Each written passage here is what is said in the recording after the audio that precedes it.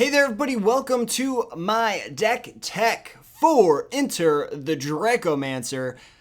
This deck was a pretty hard one to get into a well-oiled 60, but I think that we've done a really good job with it. It's a hell of a lot of fun to play.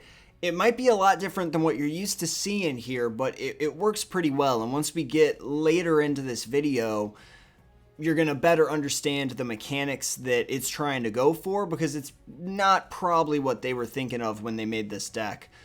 This is a difficult 60 video to do as well, because it's one of these ones where I feel like I want to switch back and forth between the top and the bottom and tell you why stuff's out, why stuff's in.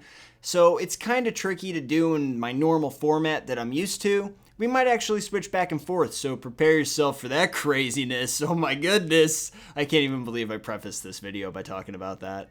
If we want to look at our mana getting into the build, the mana curve in this I think is pretty standard to what a lot of people look for here. We don't need a lot of swamps. We need a ton of lands. We've got several 2 red mana spells, and we've got 1 or 2 3 red mana spells. So we want to keep that as our highest amount. Green, of course, is going to be the next important because it is going to get us our fetch. We're going to be able to grab more lands with having some green early on, but we definitely don't need it turn 1. What we want to see turn 1 through turn 2 is going to be red, and you're going to see that when we get into the actual cards that we're dealing with. On top of those 20 lands over there, we've got 3 Terramorphic Expanses. Now, I don't run any Terramorphic Expanses in my 2 color piles because, frankly, you don't need them if your math is solid, and they're so slow. In this deck, however, with all 3 lands that we need on a regular and consistent basis to keep ourselves competitive, it's in your best interest to have Terramorphic Expanses. And when I have to include them, I never keep 4 in here, I never keep 2 in here, I always keep 3. I think that's a pretty good ratio, so that's what we're going with in this instance as well. Total of 23 lands. Pretty much average for every deck. Some will go 24, but we don't really need it because our high mana drops are not super important to us early game. We are going to get that mana fetch as well, which is going to help us out, and we'll come to that in a minute. First card I want to talk about is Banefire. Since we are ramping so easily, we want to have a card that's going to be able to utilize that really quickly. Banefire is an amazing card. It can't be countered by spells or abilities, and the damage can't be prevented as long as you tap 6 mana for it. So it's really useful in a ton of different situations and against every single deck. This is a utility card, and it should be in this pile, no question. This is your kill spell every once in a while. We've got a lot of different ways to end the game, though, around here. Savage Twister is an amazing spell because it's actually going to be targeted removal. And I say that with a gigantic caveat, because for each creature of theirs that you target, you generally have to take out one your own. But the fact that it's X means that you can edit that wildly and have it only take out, your smaller creatures and leave some bigger ones behind. And in that way, it's very, very much a target spell. So it's great. It also gets around other untargetable things, but I do want to point out, I was going to say it can't be targeted, but I want to point out that this does not get around protection from red or from green, because this spell itself deals the X damage, meaning that source, the red or green source, is going to deal the damage. So even though the targeting is successfully worked around with this spell, don't think that you're going to be able to kill a pro red or green creature with this thing, because you definitely will not.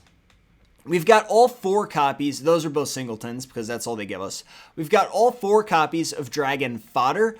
This is your opening move almost every single match. This thing is going to show up for you time and time again.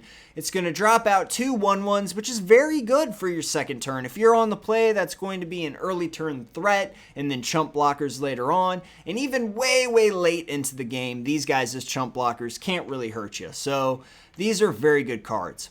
Also, it synergizes well with a mechanic that we do not utilize very much in this deck because I don't like it at all, Devour. These guys later on can be just crapped out very quickly for some easy Devour token generating power.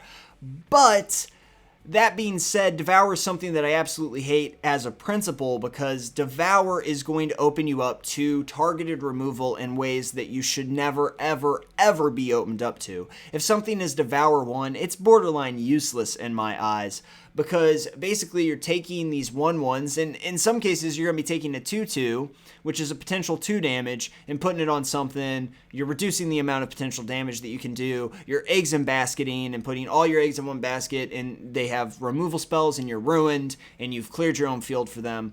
Generally not a good idea, but with these tokens that are so cheap, Devour does come into play, and we do have a couple cards that utilize it later on that are in here for very specific reasons. We run all 4 of the Dragon Speaker Shaman. A lot of times this is just a 2/2 for 3, which is not good. It's costly bears.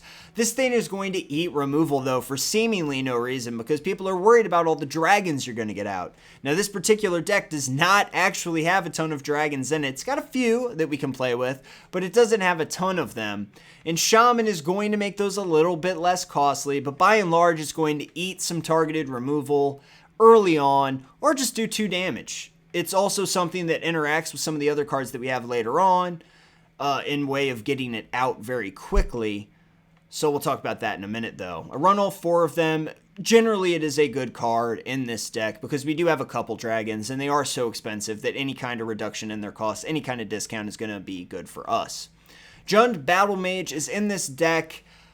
Most of the time, again, he's just going to be a bad Grizzly Bears, because Grizzly Bears, of course, is a 2/2 for 2. But this guy does have the ability to poke, which, of course, could win you the match depending on what's going to happen there. If he can't attack for 2, he's poking for 1 at their end step. Or chump blocking down something huge, like a 5/5 or a 6/6 or something like that. Most of 6/6s in the format have trample, but blocking down that, tapping down, doing 1 damage on his way out. So he does have some utility and some uses. I do like having him in here as a singleton.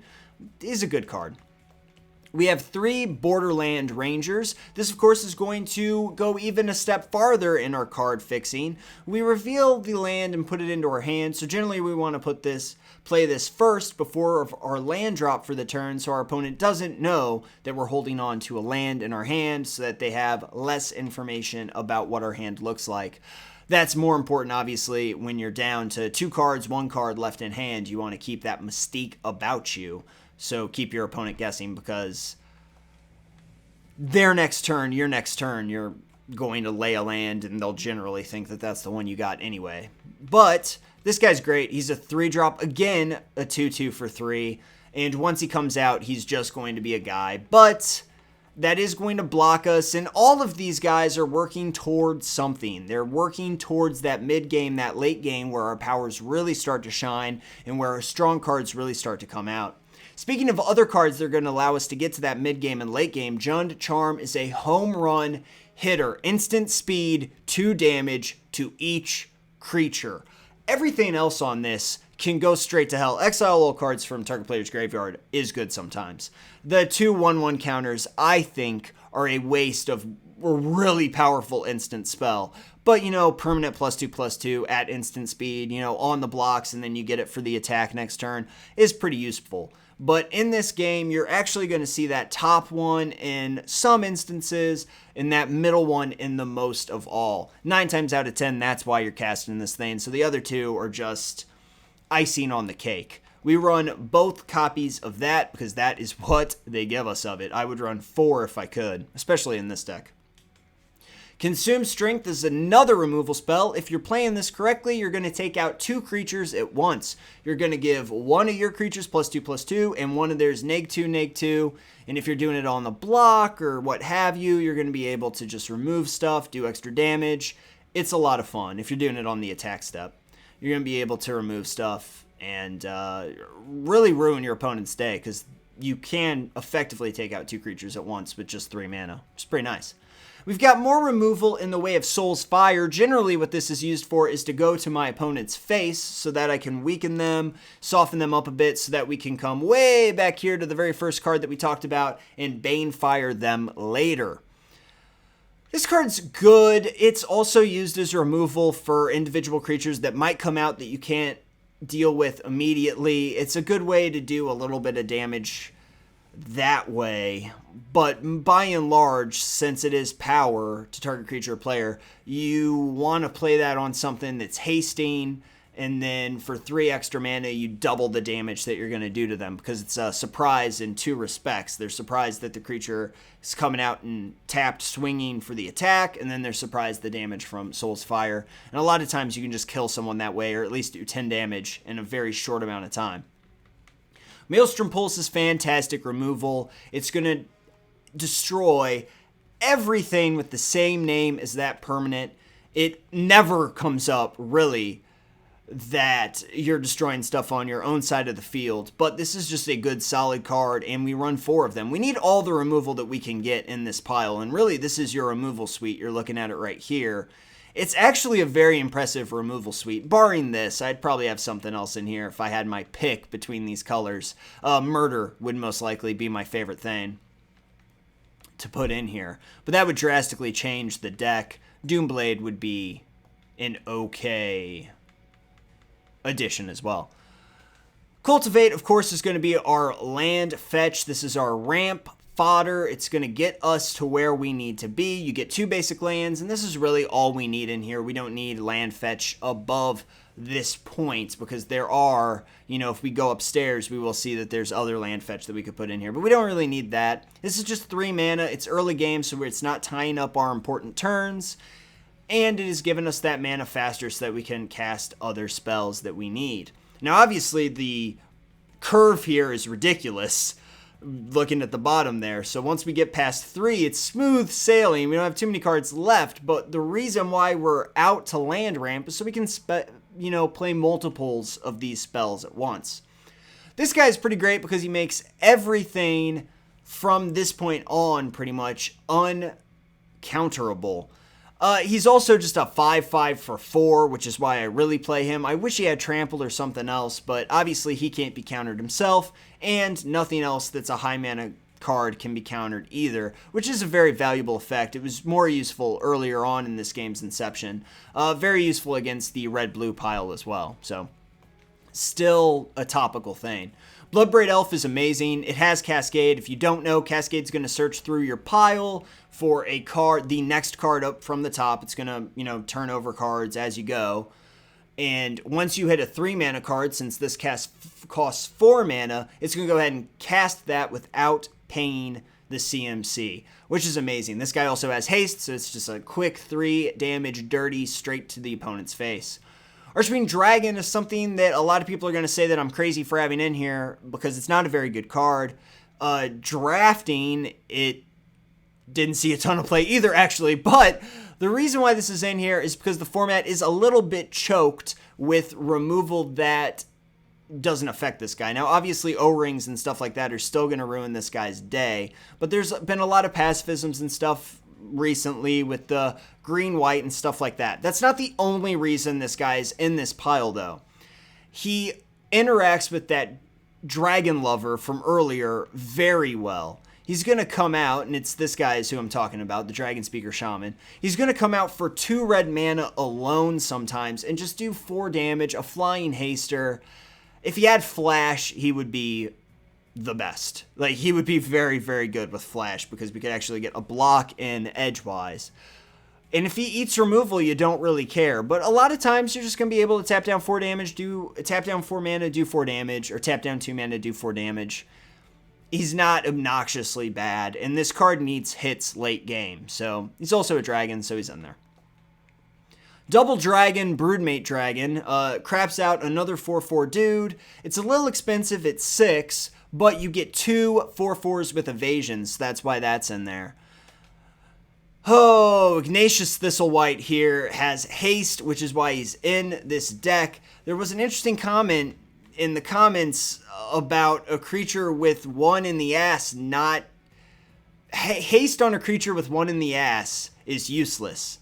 which is the strangest thing I've ever heard in my entire life, because with haste, I don't care what it has in the ass. It's tapping sideways immediately and punching my opponent in the face. I really don't care what its defense is. I don't need to see it from there on out. It has the added bonus in this case of being swamp cycling for 2 and mountain cycling for the same, which is really why it's in here. If it didn't have haste though, it wouldn't be in here regardless.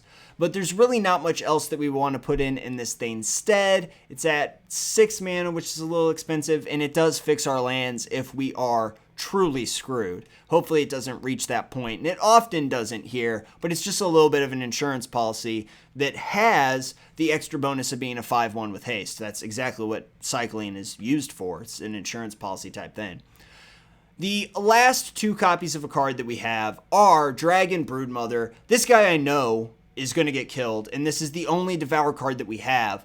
It's just such a utility thing. I mean, a lot of times you're going to at least get 1 dragon out with Devour before they kill this. Not to mention the fact that since they have the removal, they're going to aim it at Broodmother Dragon, which means that your 1/1 that you crapped out that ate all your other guys is not going to be the target of that instant speed removal. You know what I mean? And you got to wait. You got to kind of think a little bit about it. You want to play it when they're tapped down so they can't kill it before their upkeep, so you at least get 1. But they're not going to want to wait for your next turn to kill this. They're going to main phase removal. It's really going to disrupt their plans. And this thing has evasion by itself. I really do love this card, actually. I think it's really cool. And that's our 3 red mana drop as well. Upstairs is a horse of a different color. Let's go ahead and go by cost. We talked about Terramorphic Expanse doesn't need to be in here. Thallid, I don't like. It's a couple 1/1 dudes that are going to come out, but it's just not very exciting to me. It's a chump blocker all the time. I've never seen it used as anything else. It's not really an annoying attacker. I really don't want to have a lot of lame early drops. I want to save up for my later stuff. And a lot of times in this build, I'm going to be killing these guys myself. I just don't need that. Dragon Fodder is all the 1/1s I need. It's actually the exact same amount of 1/1s as these Thallids, but all at once instead of 1 turn, 2 turn. So obviously board wipers and stuff, it's still going to give you a 1/1 out there, but at that point I think you're in trouble for a whole different batch of reasons. Dragon Breath, I don't like either of these cards, the Dragon Fangs or the Dragon Breath. I mean, Fire Breathing is an amazing ability and it pops on. We don't really have a lot of creatures that cost 6 though. And by that I mean we have, 4 at most? We might only have 2. Yeah, I mean, these are the only ones. Fire Breathing on a Haster would be pretty excellent, but we don't have a ton of mana to pump into Fire Breathing that late in the game anyway. Trample's really good. I mean, Trample might have made it in here if there was something else that I wanted to cut. I mean, I need guys on the field. You might make the argument for this in for Archwing Dragon, but, I mean, that's a body. That's an attacking body, to be honest with you, and that's kind of what you need in this instance. I would love to have those fangs on this guy. On this guy, I guess, but that just kind of paints a bigger target on her back. But it's just not worth it to interact with 2 cards or 4 cards at most. It's just not really worth it that late in the game. So the Trample, though, obviously is fantastic. It's a good card. It's just not in this build. There's not enough artifacts. Not enough people play artifacts for Artifact Mutation to be any good, so that's out. Hellkite Hatchling, also out because it's Devour 1, which is just useless to me. It gets Trample and Flying, but no, it's a 4-mana 2/2 sometimes, and that's just too often. 1 time is too often for that to happen. This is a 4-mana 3/3. Anytime I play a creature, it gets +2/+0 and gains haste. Again, this guy's just not making the cut. We've got other things to do. He himself doesn't have haste. Maybe if he had haste, we consider it. But to use him on turn is ridiculous because it's going to cost way more mana than you're going to have early game.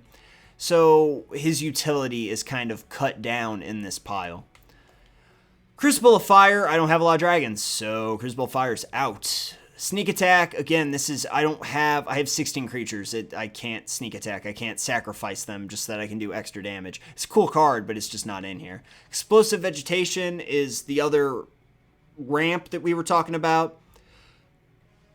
Obviously, it's not something that we need. because we have so much other mana fixing in this pile, and it costs 4. It does allow us to get the 2 cards directly into play, but it's not instrumental to our win. This is just a garbage Devour 1 creature, so that's not any good. Torrent of Fire is just...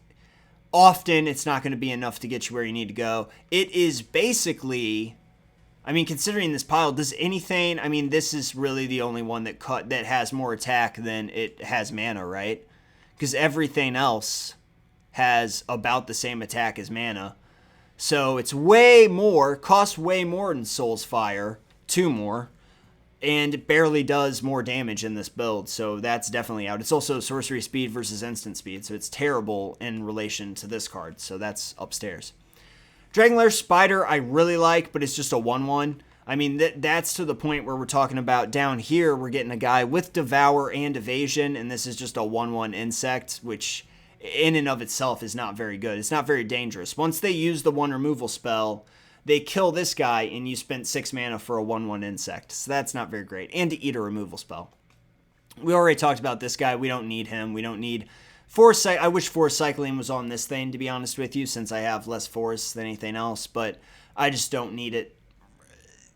Late game, a 6/3 is not going to save you either for 6 mana. This guy doesn't do something the second he enters the field. Doesn't even have haste, so he's upstairs. This thing does have haste and Devour 2, but he costs 6 and is only a 4/4. Don't want to Eggs and Basket for the removal. This guy does have haste. I actually do like this guy a lot. He costs a little bit too much for a 4/4, though. Dragon Rooster, not... I mean, that costs a ton. Leave that out. This is sorcery speed, or else it'd be very, very good. Just the removal potential there is ridiculous. Not to mention the fact that you're giving them an ability to block you, which is not good. This deck's so small, or so slow, and small early on, actually, that 9 times out of 10, they're going to have a way to deal with you, because they're not worried about your early threats. They're going to have a blocker, or have something, or have removals, so that it just makes Sangrite Surge useless for you. Now we're getting into the huge dragons. This guy's bonus ability is useless. No one else is playing dragons. You don't need to untap and gain control of other dragons. Other dragon creatures get haste is marginal because I've got like 4 dragons in the entire pile. So it's just useless to me. Don't need that. Keep it out. Amplify 3, flying. All this is stuff that is going to happen after he's played. So, I mean, he's 6 or 7 mana himself. Not worth it in my opinion. Penumbra Worm's amazing, but he's not a dragon. And Penumbra Worm's great because he craps out a 6/6 black worm if he dies. I love this thing. But it doesn't gel with the rest of the deck. It really doesn't work well with the rest of the deck. There's a build you can do with this that uses... but you don't have 4 copies of Dragon Teeth, so... I don't know why you would try and build synergies around just that card, but it's not something I'm interested in doing. Penumbra Worm's awesome, though. Really cool, but not in here. This card anymore is not very safe because they have enchantment removal now. Like, O-Rings and stuff have always been around, but there's more ways. There's a lot more Pride Mages and stuff, which they'll just be able to play and break this, and you've gone down to 5, which... is not great. The deal 5 damage is really good, but to deal 5 damage for, all this mana for 7 mana is ridiculous. That's not what you want to be doing at any point. If they're going to break it and be able to attack you, you're in a lot of trouble. Yeah. A lot of people are going to argue with me and tell me that this is a good card. It's not in this format anymore. It's not. I don't think it was earlier, but that's not the argument we're having. In this format right now, in this climate, there are times, too many times, where you're tapping 7 mana to do 5 damage and take yourself to 5. And then they're immediately busting this thing and then attacking you all out with all their flyers and all their bullshit and killing you. And not their flyers, their ground patrol to Major Tom. Anyway, bad form dragon out. This thing has flying, trample, haste. It just costs $1 billion. It's out. It's got fire breathing too, but it costs, what? Does it cost 10 to be able to regenerate him that turn? So that's what this guy costs to me. Because I would never play him without being able to play the regenerate. So he's out. We're trying to win a little bit faster than that. So Hopefully we do. This deck's been working very well for me in the past. Hopefully it continues to do so this week. I want to thank you guys for watching this episode. I hope you enjoyed the 60. I hope it helps you with at least some ideas of how you want to build dragons. I know there's a lot of different ways that you can go about doing it. This is just my personal favorite way. I hope that you take this idea and expand upon it and make it better for yourself. But I think this is a good starting point for dragons, and I actually think it runs very well in my experience. Let me know what you thought about this deck build down in the comments, and while you're at it, be sure to boom! Click those 2 links and check out a review of VVV, an excellent iPhone port of that amazing game, and to check out my latest run at 1001 Spikes. I'm doing a Let's Play of that. So be sure to check both those videos out if you can. That would really help me out. But even if you don't, I want to thank you one more time for watching this episode. So thanks again, and I will see you all tomorrow.